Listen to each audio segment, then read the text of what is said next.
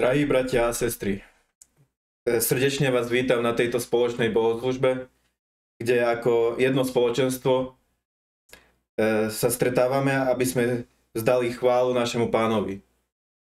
Ďalej predávam slovo kázateľovi Giovannimu, ktorý bude pokračovať v bohoslužbe. Ďakujem ti, si môj. Modlíme sa. Ó Pane algoritmov, požehnaj našim streamerom stabilný bitrate. Ochránil nás pred lagmi a spam modmi. A daj nám silu prežiť toxický chat bez toho, aby sme aktivovali slow mode. Pane, ďakujeme ti, že si nás dnes všetkých propojil na tento nebeský stream. Že tvoj signál nikdy nevypadáva a že tvoja láska má nekonečný upload a download a tvoje slovo sa streamuje do našich srdc v plnom HD. Prosíme ťa, dopraj nám AV1 kodek, aby sme nepodľahli hriechu iných platform. Dopraj nám zmluvu 70/30 a odpusť nám naše bany, ako my odpúšťame našim četerom.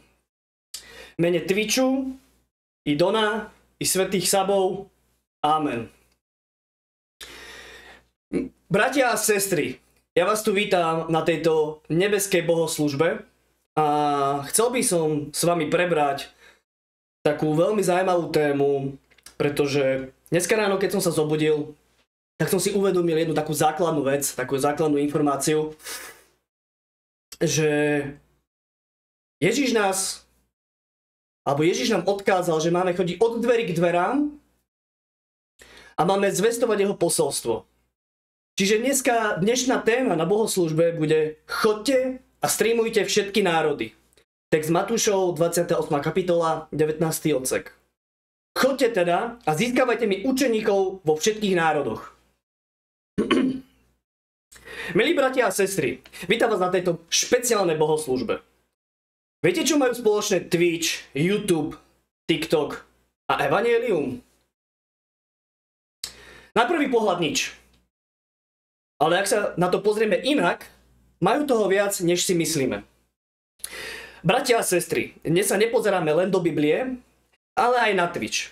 Áno, hovorím o tej platforme, kde ľudia hodiny sledujú niekoho, ako hra Kotka, Nekoparu a podobné iné hentai kokotiny, alebo hot-tub streamerky s kamerou v rozkroku a s minibázeníkom v pozadí. Keby apoštol Pavol žil dnes, som si istý, že by mal minimálne 500 followerov. A možno aj partnerstvo s nejakým nelicencovaným kasínom. Bratia a sestry, zamyslíme sa, či nie je Twitch novodobým chrámom, kde veriaci, podtržitko followery, prichádzajú načerpať múdrosť a zabávať sa. Nie sú subscribery a vlastne takí farníci, ktorí pravidelne prispievajú na chod duchovného vedenia svojho streamera. Viete, kedy si človek musel putovať do kláštora a dnes stačí zmačknúť tlačítko follow a dostáva pravidelné dávky osvietenia. Alebo minimálne rage quit momenty. Dnešnú bohoslužbu povedieme v takých určitých bodoch.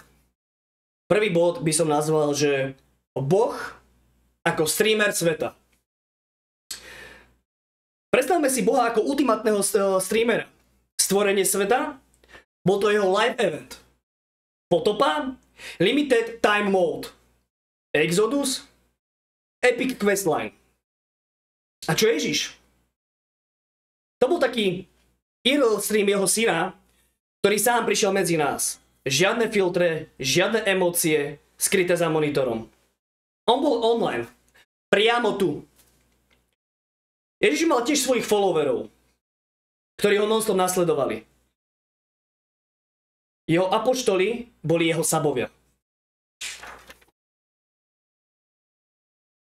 Ježiš by mohol byť nazvaný ako taký ultimátny streamer.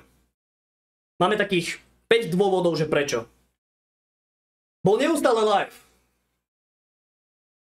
Ježiš neskryl svoju službu do chrámu za vstupenkou. Všetko robil verejne. Kázal na horách, liečil na uliciach. odpovedal na otázky v reálnom čase. Full-time live stream pred očami národa. Viete si predstaviť byť live 24 hodín denne po dobu 33 rokov bez jediného banu? Čistý gold. Čistý gold.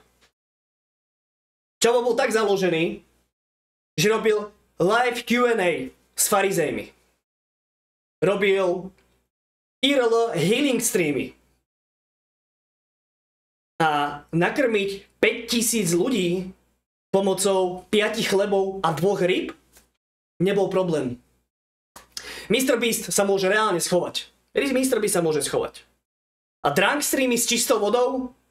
To bola malina. Ježiš bol vždy vítaný na akejkoľvek party. Kebyže existovali v tej dobe Mad Monk party, bol by tam hlavný headliner. Druhý bod. Pane, a paní Petersonovi, dáte mi chleba s marmeládou? Do zvonceka. Mal organický dosah. Bez platených kampaní. Žiadne reklamy, žiadne boosty, žiadne raidy. A predsa mal davy ľudí. Ospravedlňujem sa. Ľudia si ho preposielali ako najnovší meme. A keď niekto naozaj nechápal, dali im podobenstvo. Jednoduché, úderné a relatívne. Ježiš sa rovná majster storytellingu 4K rozlečení s obsahom na večnosť. Dáme si pár príkladov. Jak ste niekedy čítali Bibliu a poznáte Ježišove príbehy, tak 100% poznáte marnotratný syn. Marnotratný syn by mohol byť nazvaný akože taký banovaný viewer pravidelne. Ale je to taký banovaný viewer, čo sa vrátil. Jeden z výberov odišiel zo servera, môžeme povedať, že z Discordu, lebo každý streamer v dnešnej dobe má svoj vlastný Discord. Zneužil slobody, rozhádzal donaty, žil v toxickom čete. Keď mu došli všetky lajky a followery, rozhodol sa vrátiť späť k otcovi, streamerovi. Proste vždy sa vráti, vždy. Napríklad 100% poznáte príbeh Dobrého Samaritána. Dobrý Samaritán by mohol byť výborný mod v čete, čo pomáha hejterovi. Predstavte si, že v čete prebieha nejaká hádka a niekto to trošku preženie a aj tak ho potom všetci začnú ignorovať. Nikto sa s ním nechce baviť. Až na toho jedného moderátora, ktorý mu napíše do súkromnej správy, podrží ho, usmerní ho a dodá mu nádej.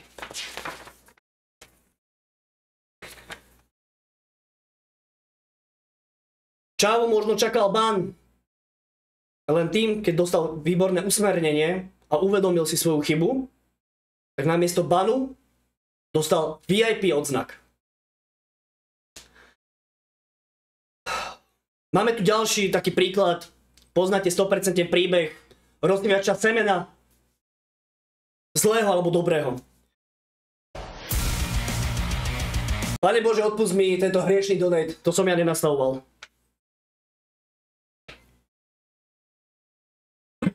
Streamer vysiela rovnaký quality content.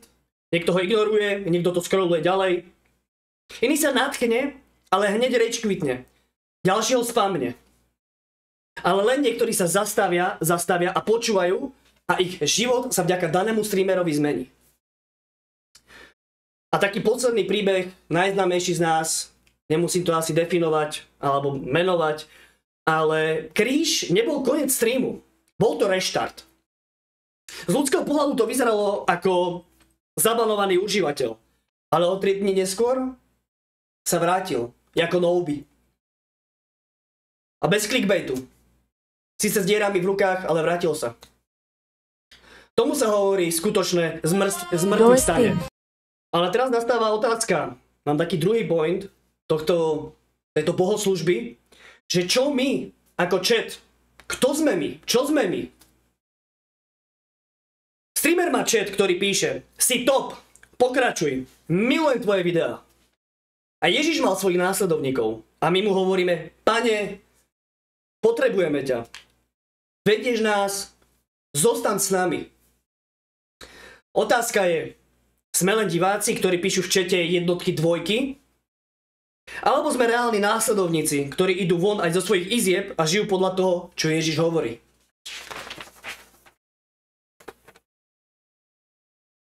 Ježiš nechcel len sledovateľov, chcel odoberateľov, ktorí budú ďalej vysielať. Aby jeho učenie neostalo v archíve, ale bežalo ďalej, ako nekonečný reťazec živých streamov. Každý kresťan je kamera. Sledujeme, komentujeme, niekedy spamujeme emoji, ale sme súčasťou tohto veľkého príbehu. Predstavte si streamera. Je online, hovorí, hrá, tvorí. My sledujeme, komentujeme, niekedy Opa. A teraz si predstavte Ježiša. On je náš živý vysielač. A on stále je online, stále prítomný. A my sme ten chat, jeho následovníci, jeho komunita. Chat aktívne reaguje, veriaci tiež, alebo by minimálne mali. V dobrom streame sa fanúšikovia zapájajú. Pýtajú sa, dávajú spätnú väzbu, robia memes, tvoria komunitu. A presne to isté chce Ježiš od nás. Aby sme neboli ticho. Aby sme reagovali. Nie v čete, ale v živote. Keď niekto potrebuje pomoc, keď niekto trpí, keď niekto hľadá zmysel. Viera nie je pasívny stream. Je to živé vysielanie s výzvou akcií. Lenže v každom čete sú trolovia, aj vo viere máme pokušenia. Dívam sa na teba, Primlife. Streamerov chat nie je vždy len láska a srdiečka. Občas príde hejter, občas niekto spamuje. Aj v duchovnom živote prídu pokušenia, výsmech a pochybnosti. Ale dobrý streamer sa sústredí na svoj cieľ. Nezdá to kvôli jednému zlému komentáru. A dobrý kresťan? Ten sa tiež drží Krista. Aj keď nie je vždy populárne, trendové alebo pohodlné. Najlepší streamer komunikuje s fanúšikmi. A Boh počúva nás. Veľké momenty vo svete streamovania sú, keď streamer odpovie fanúšikovi priamo v čete. Zrazu máš ten pocit, že všimol si ma, počul ma. Teraz si predstav, Boh nás počuje vždy.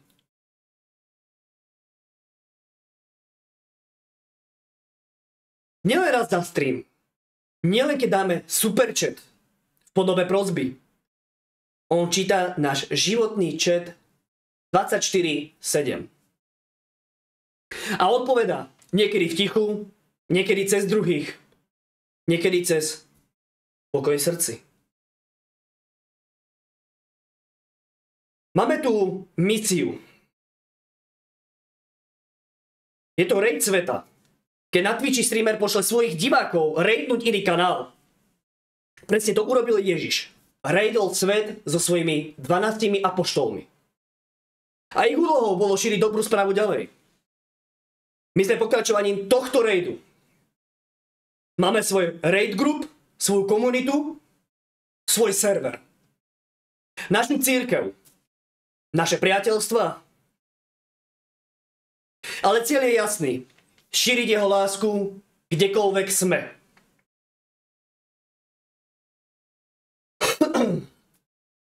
Možno nebudeš kázať na námestí, ale možno máš Discord server.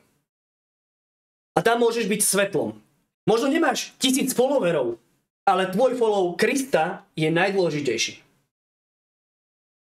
Možno sa cítiš ako malý streamer, ale pre Boha si partner. Ale pamätaj, tvoj život je livestream. Sleduje ťa viac očí, než si myslíš. Buď dobrým svedectvom.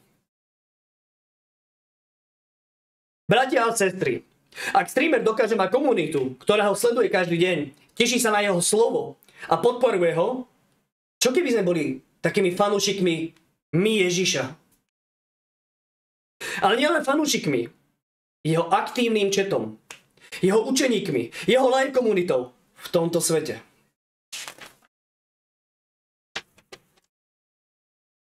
Buďme tí, ktorí nielen sledujú, ale aj žijú. Nielen lajkujme vieru, zdieľajme ju skutkami. A hlavne, nezabúdajme, že Boh streamuje stále. Stačí sa pripojiť.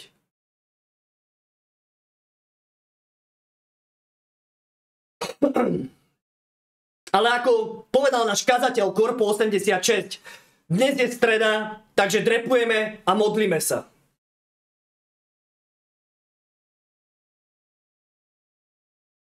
Pane Ježišu, ďakujeme ti, že si bol ten prvý, ktorý klikol na Go Live.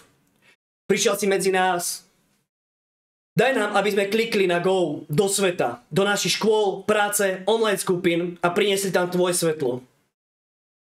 Nauč nás byť dobrými moderátormi lásky, odpustenia a nádeje. Keď niekto spamuje nenávisťou, daj nám milosť nastaviť hranice, ale aj stále milovať. Teraz nech vás...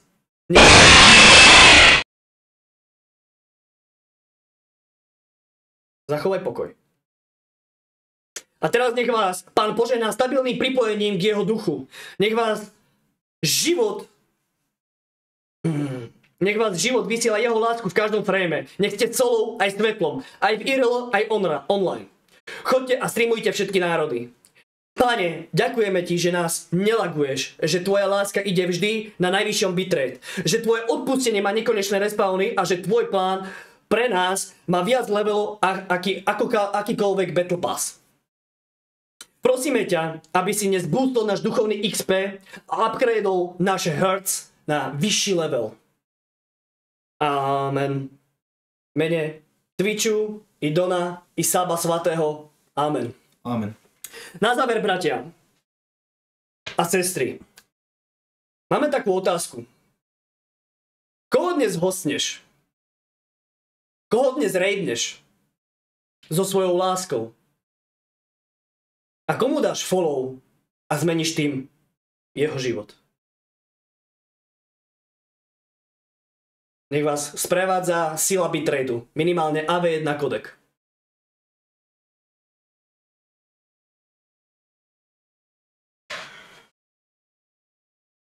Chat, dajte nám prosím vás chvíľku, my sa potrebujeme tu teda dokopy, hneď sa vidíme.